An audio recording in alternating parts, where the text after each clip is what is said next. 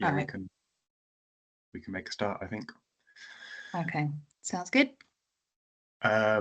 So good afternoon, good evening, Kelly.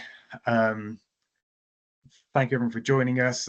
Is this the first Bat Group session that we've done that's been transcontinental?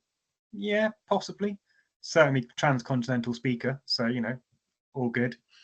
I'm quite liking having a Western Australian branch of Wiltshire Bat Group, so I think we should continue that theme.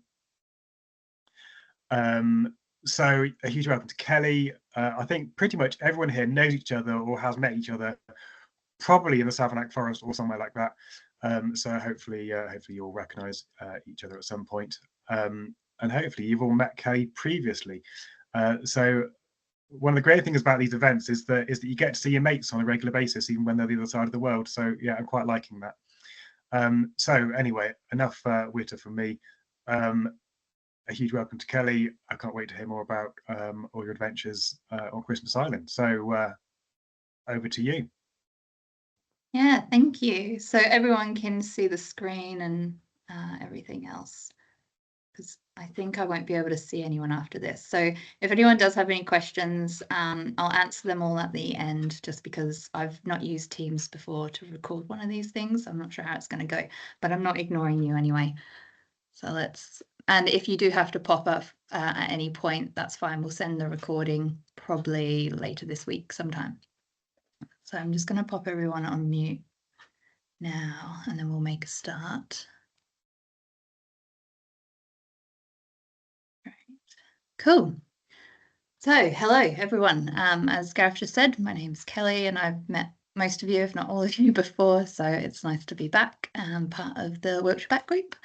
And today I'm going to be talking about a little bat on an island, or once lived on an island quite far away in Christmas Island.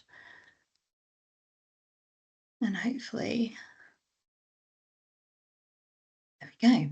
But before we begin, I would just like to acknowledge the traditional owners of the lands where I'm calling from today, and that's the Whadjuk people of the Noongar Nation. That's in Perth in Western Australia. And I'd like to pay my respects to their elders past, present and emerging.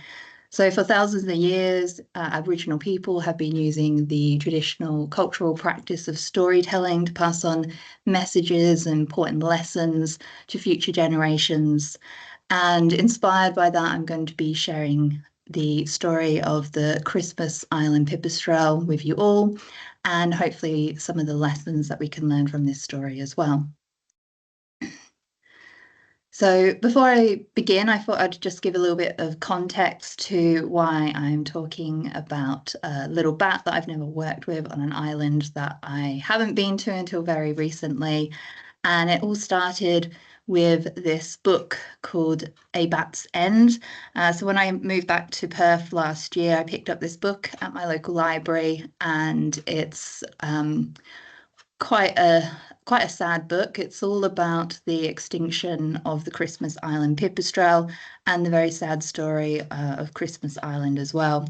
So I read this book, and when I finally got to the end of it, I contacted one of the researchers that was mentioned in the book, a lady of the name of Lindy Lumsden.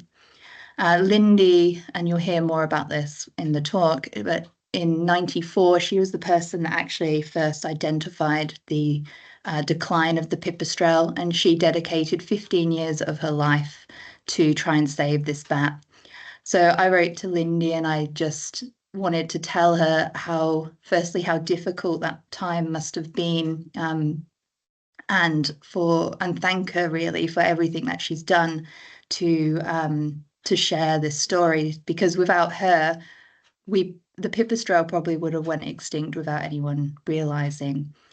And Lindy wrote back to me, and she thanked me for my email. And in the email that she sent me, she added in a line that really stuck with me. And that was that the day after the pipistrelle went extinct, the media and the news really wanted to know about this story. And the day after that, it was nothing, just silence. And that really stuck with me, because how can we learn from these really important events if we don't talk about them, if we don't remember them? And year after year, these events, like almost like anniversaries of these events, these extinction events, not just for the pipistrelle, but for all animals, they pass us by and we very rarely give them a second thought. So that really stuck with me since last year, and it's always been at the back of my mind. And since then, I've always, when the opportunity has come up, shared that story with others. So fast forward a few months, and completely unrelated, I started looking for a half marathon because I've just signed up to the Perth Marathon and I wanted something to kind of keep me motivated to get to train. And this is where I came across the Christmas Island Marathon. And that's where I recognised the date of the Christmas Island Marathon, which was the 25th of August. And I remember that date from this book because it was pretty much to the day. It would be 15 years since the Christmas Island Pipistrelle went extinct. And I thought, what a great opportunity to really raise some awareness and talk about species extinction, talk about the Christmas Island Pipistrelle, and share that story with other people. So I decided to run the marathon, and a couple of weeks ago, I decided I would run the marathon dressed as a bat. And that's exactly what I did. And there's a photo here, and you might be able to see me. I know some of you have probably seen this photo before. So this is at the start. We started at 5 a.m., which is why it's still quite dark. And I somehow managed to keep on that very, very sticky, hot bat suit for the whole very humid run, even though it was quite cold at that point. The following day, on the actual day, which would be 15 years since the Christmas Island Pipistrelle went extinct, we also ran a big bat event on the island. We had 90 people turn up, which was really great. That's the most people Parks Australia have ever had turn up to any nature event on the island. So the fact that we got to do that and we got to talk about the pipistrelle and the Christmas Island flying fox was really fantastic. So that's enough about me and the run. Sorry, just bear with me one moment because I'm getting some things jump up here. Okay, great. So first, I'll talk a little bit about Christmas Island because a lot of people don't know where Christmas Island is. It's in the middle of the Indian Ocean, as you can see on the map here. It is actually an Australian territory. We Australians bought it off the British in 1958. And you can see from here, it's actually closer to Indonesia than what it is to Australia. I'm in Perth, which you might be able to make out on this map here. And it's about 200 kilometres from Perth. So yeah, quite far from mainland Australia. It's a very small island. It's only 135 square kilometres. So it's about 25 kilometres from one end of the island to the other. So it's really quite a small island. And 63% of the island is national park. And that's pretty much the whole of the west of the island. In the top northeast corner, you've got Flying Fish Cove. That's the settlement. I'll probably refer to that throughout the talk, so it's worth just being aware of where that is. And that's where I stayed when I was on the island, and that's where most of the residents or the locals live on the island as well. So phosphate mining is the main industry on the island, and that is mining of guano, mainly bird guano, and they've been mining that, since 1899, which is quite amazing, really. And most people know Christmas Island for the red.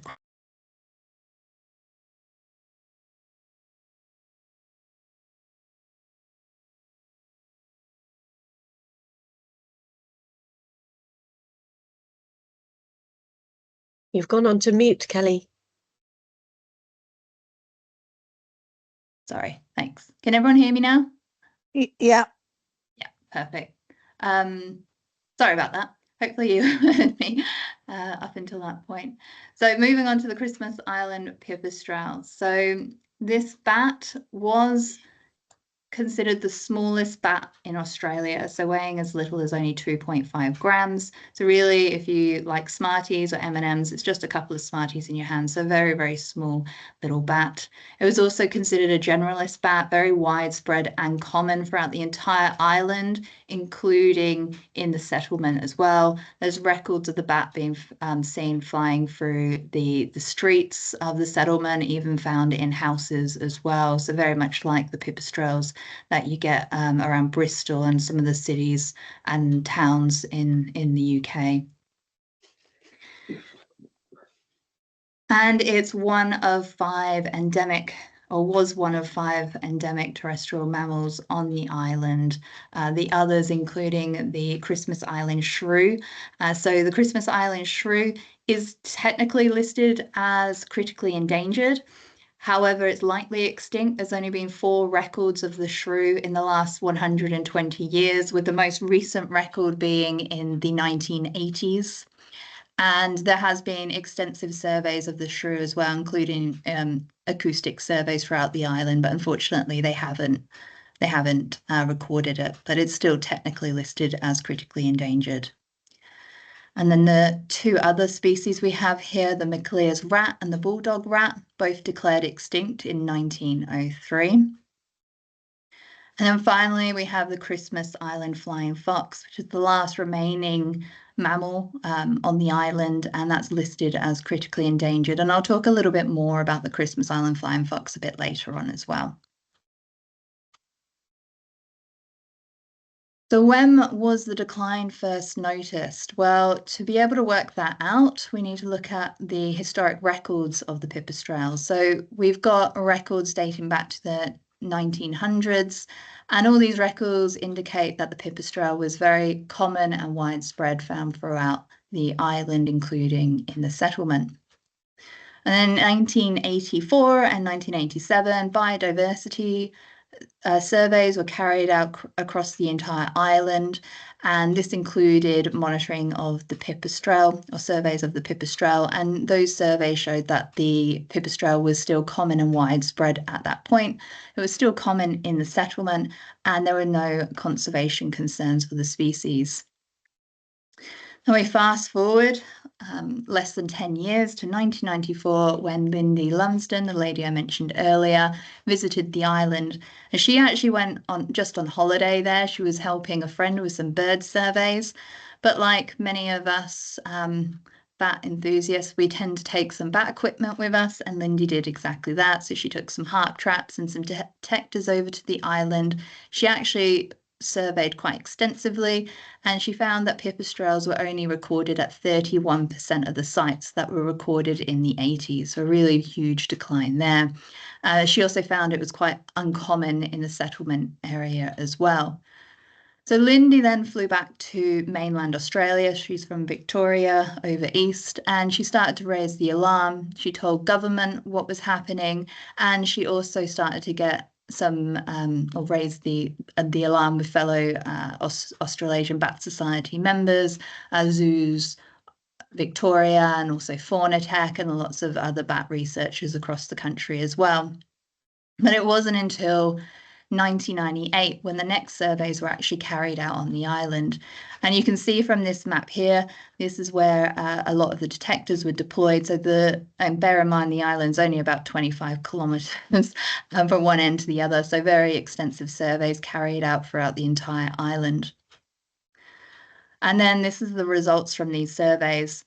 So already you can see in the settlement in the northeast, there's no bat activity recorded at all. And there are only 3 sites that have high bat activity. I actually visited these sites when I was in Christmas Island a couple of weeks ago, and these sites do not look like what you would expect. And I'm not sure they looked, I'm sure they've changed a bit since 1998. But yeah, these sites are quite open now.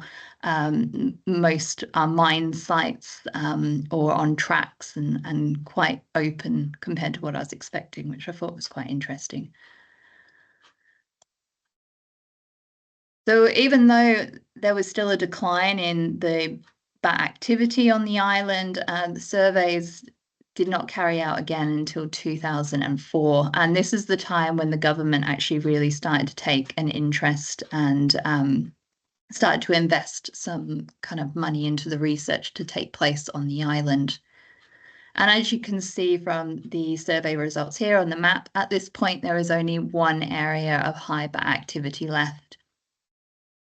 And by 2006, 80% had disappeared. So this is from the 1994 range, so not from the 1980s range either. So a really huge decline in a very short period of time. And then this continued to decline between 2006 to 2008, with this one remaining hotspot declining from 150 passes per night to less than 10 passes per night. So really not that much activity at all. So everyone was asking the question, what was causing the decline? And even to this day, no one really knows. But there are potentially a lot of different causes. I'm going to talk about a few of them now. I'm not going to talk about all of them, but just a couple of really key causes. So the first one I'm going to talk about is the loss of bat roosts. So, sorry, just clear my throat.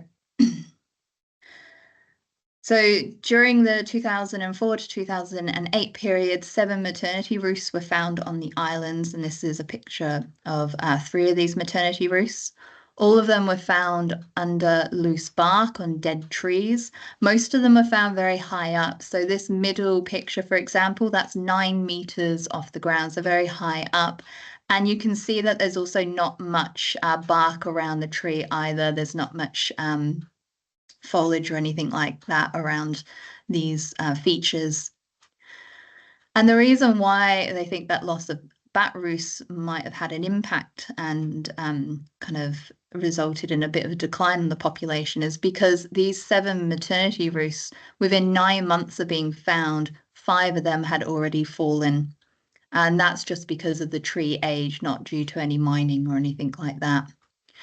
So bat boxes and artificial roosts were put out around this area of the island. And from speaking to one of the conservation officers when I was on the island, he did say that those bat boxes were actually used by the pipistrelle, and they're still actually up on the trees today as well. However, for most people, they think that it was actually the invasive species on the island that are likely to have more of an impact or had an impact. And sadly, back in the, when was it, 1890s, when the island started to be inhabited, biosecurity was not really that hot, and a lot of species were introduced to the island. One of them, which is quite common in a lot of the islands across this region, is feral cats. So a lot of us know that feral cats can have a huge impact on bats. In Australia, actually quite recently, just a couple of months ago, I was told about one feral cat that had 14 bats in its stomach. So just to give you an idea of the impact of what they can have on a population. And another introduced species that we have on the island is the giant centipede. So giant centipedes are really aggressive. Just one bite from this centipede can actually cause paralysis in a little bat. And a similar species of giant centipede in Venezuela in South America has actually been seen predating on really small bats, actually bats larger than what the pipistrelle would have been. So it's potentially likely that this centipede could have had an impact on the pipistrelle as well. But we can see that both of these species were introduced in the 1890s, and it wasn't until the 1990s that the pipistrelle started to decline. So let's have a look at some of the species that are introduced around then. And one of them that comes up is the yellow crazy ants. Now, you might be wondering how an ant could have an impact on some bat species. Well, these ants are actually really aggressive. They form very big super colonies as well. And what I learned while I was on the island was what makes these crazy ants so aggressive is they mine the sugars on the back of scale insects, and it's actually that type of sugar. I guess it's kind of like a drug, a bit like crack or speed or something like that. It makes the ants really aggressive, and that's the reason why they're causing so many issues on the island. And then we also have the Asian wolf snake. Now, for many people, it's the Asian wolf snake, which is actually one of the, or likely to be the main kind of culprit for the decline of the Christmas Island pipistrelle. And that is because the wolf snake was introduced in the settlement region. So you might be able to see from this map here, the red squares in the top right-hand corner. This is where the wolf snake was first introduced. This is also where the pipistrelle first started to decline. And as the wolf snake started to spread westwards across the island, the pipistrelle also kind of declined there.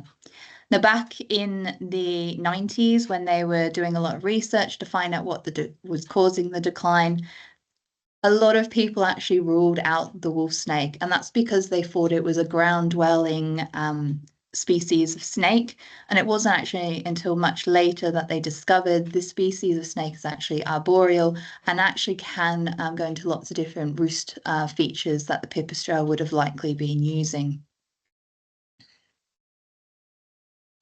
So from all the research, all the monitoring that took place, it was predicted that the pipistrelle would go extinct by June 2009.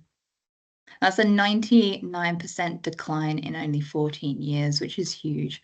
And it was at this point that captive breeding was recommended. So we're talking around about 2007, 2008. However, the government responded by setting up a working group. And they also recommended trialing captive breeding of a similar species within Australia, even though other pipistrelle species at this point have been captive bred in other parts of the world. And they also recommended examining the taxonomy of the species as well, even though the species had already been declared by this point. So finally, in July 2009, the government gave permission for captive breeding to take place, and all the scientists and bat researchers were allowed to go to the island to try and capture the remaining bats on the island.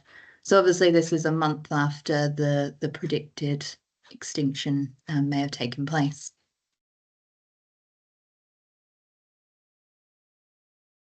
But this didn't deter all the bat researchers and everyone invested in this. They still put together some plans, and they knew this was really going to be the final rescue attempt for the bats.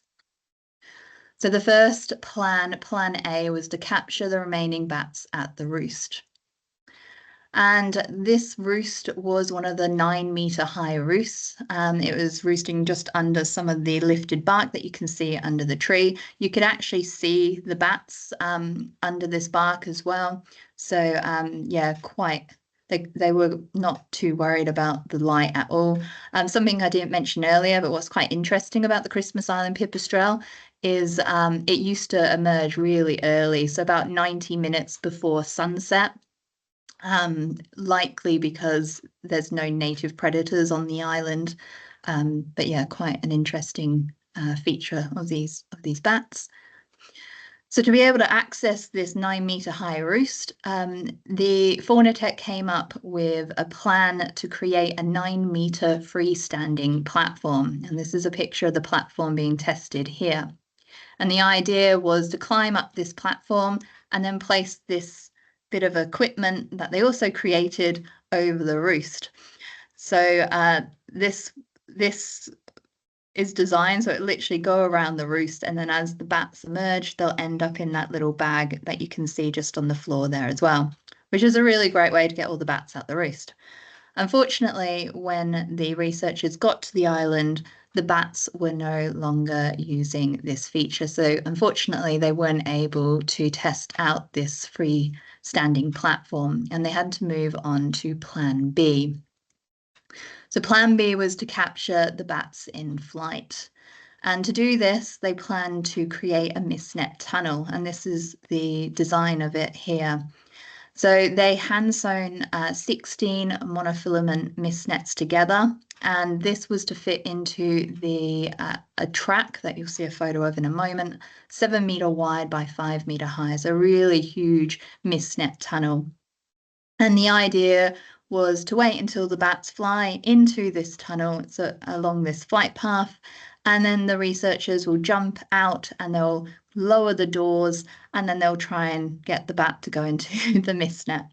So quite a cool idea to try out. So this is exactly what they did. They set up the mist net tunnel. You can see on the left-hand side. And you can really get an idea of how big this tunnel is as well from this photo, which is quite great. And what I thought I would do now is, John, who wrote the book A Bat's End, he does a much better job at telling this part of the story than what I do. So I thought I would read a couple of paragraphs actually out of the book that will tell you exactly what happens next. So 20 years previously, this species was common. But by the beginning of this year, there were perhaps only 20 individual bats, perhaps many fewer. Now they can locate only one individual. It is the last bat. Most of the scientists don't see it. For those who do, it is a tiny, fleeting blur fluttering at the edge of invisibility, about much of the treetops. It is following a pathway and an activity pattern that is routine for it, foraging in much the same way, in much the same area, night after night, over the period that the scientists have been detecting it. All seems normal in its solitary life. It is the evening of 26 August, humid under the dense rainforest. The last bat emerges from its daytime shelter, and the bat detector signals its movement to the scientist. It flies to and fro along its regular foraging beat for several hours. The detector bleeps frequently, then less, and then no more. The bat is not recorded again that night, and not at all the next night. The bat is never recorded again. The scientists search all nearby areas desperately over the following night and across the island. It has gone. There are no more bats. Its corpse is not, will never be, found. It is the silent, unobtrusive death of the last individual. It is extinction.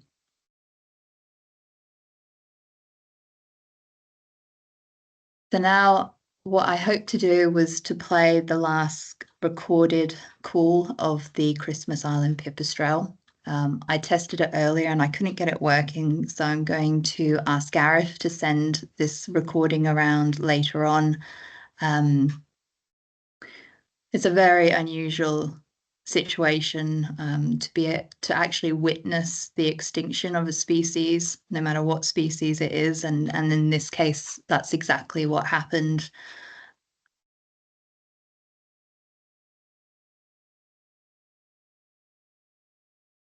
So just to reflect on the final 15 years of the existence of the Christmas Island Pipistrelle. So we know in 1994 that the government was first alerted to the decline. The species was then listed as endangered in 2001. A recovery plan was adopted in 2004, noting that that doesn't necessarily mean funding comes with a recovery plan, which is obviously key to be able to actually implement any of the interventions that are recommended. Shortly after that, the species was listed as critically endangered and captive breeding was recommended. And then we have the rescue attempt and the extinction attempt as well. So by the end, all policy and threatened species protection was implemented, but it wasn't enough. The federal response was not quick enough, and the funding wasn't enough. and it failed the pipistrelle, and it did go extinct, but it didn't need to go extinct. And this is what the lessons that we really need to learn from this, because they're really, really quite important for today as well. So what can we learn? Well, we know now, and we knew this before, I'm sure, that declines can happen really quickly, and they can include common and widespread species. So often we do forget about these common and widespread ones, but it's, yeah, to be aware that declines can happen to them too. Monitoring is crucial. So if it wasn't for Lindy that just happened to carry out that monitoring, we may have not even noticed the pipistrelle go extinct. Monitoring should include or should have thresholds and triggers. So I haven't mentioned this at all, but one thing that the monitoring of the pipistrelle lacked was thresholds. And if there were thresholds set up, then perhaps that would have triggered something like captive breeding happening earlier. So it would have helped implement that quicker response. Determining a cause of the decline is essential to enable an effective response. And in this case, we couldn't pinpoint exactly what the decline was or was causing it. Species research is still really important. So I know there's a move towards landscape kind of management and research, which obviously is important as well, but we can't forget that species research is still really important. And particularly in some places where we don't know a lot about the taxonomy, so places across Australia, a lot of the Pacific Islands, Africa, we still have a lot of questions about the taxonomy of a lot of our species. Effective nature laws are needed. These really are needed because they enable quick action to take place. So what has happened in the last 15 years? So captive breeding did take place for 2 other native animals on the island. This started in 2009, not long after the pipistrelle went extinct. And this was for the Christmas Island blue-tailed skink and also Lister's gecko. Now, these 2 species are now actually extinct in the wild, but the captive breeding has been really successful. And I was fortunate enough to visit the Pink House on the island. The Pink House is the research centre which is on the island where they do the captive breeding for the blue-tailed skink and the Lister's gecko. And I took a very short video that I put together earlier just to show you what this research centre looks like. And you also get to see a couple of the blue-tailed skinks as well. The geckos were a bit more shy, so they were hard to get photos of.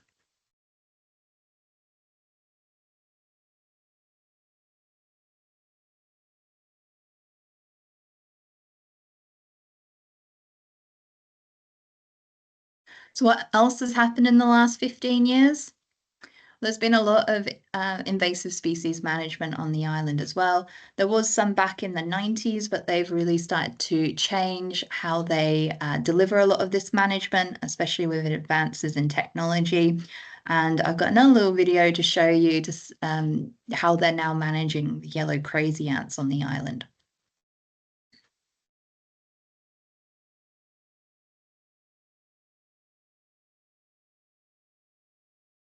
So this is a very new project that's just started on the island. And we just happened to see them testing out the drone. You can see, you might be able to make out on the side of this really big drone, they've got the pots of the bait that they're using as well. You can actually see it in that picture there.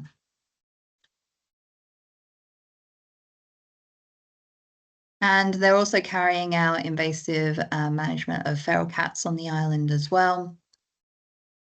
And don't worry, I don't have any bad photos here. It's just a picture of the cat trap. And they use a lure, which is urine, so it doesn't attract any other animals into these traps as well. This is a visual lure here, which apparently works quite well with the young cats. And yeah, what I was told is the robber crabs, which are the really big crabs on the island, they're huge. If they get into these cat traps, they're so strong, these robber crabs, that they'll actually completely destroy the trap as well. So they have actually lost quite a few traps that way. And that's the reason why this trap is actually elevated as well, to prevent these other animals getting in them.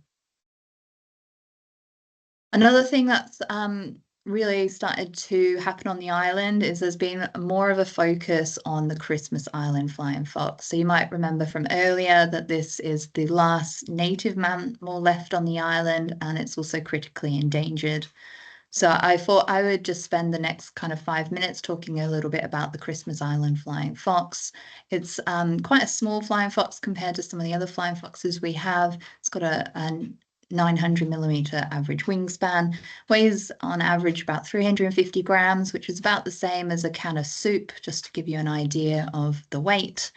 And it feeds on lots of fruit and nectar on the island, plays a really important role in seed dispersal, as well as pollination of a lot of the native plants on the island. And they roost in trees, and their roosts are called camps. Can be up to several hundred bats, but usually, or when we saw them, there were much less than that. And Annabelle is the main Christmas Island researcher on the island as well. She actually joined me for the bat night that we held on the island, where I spoke about the pipistrelle and she spoke about the Christmas Island flying fox, which was really nice. So how is the Christmas Island flying fox doing? So it is listed as critically endangered, and it is unfortunately declining.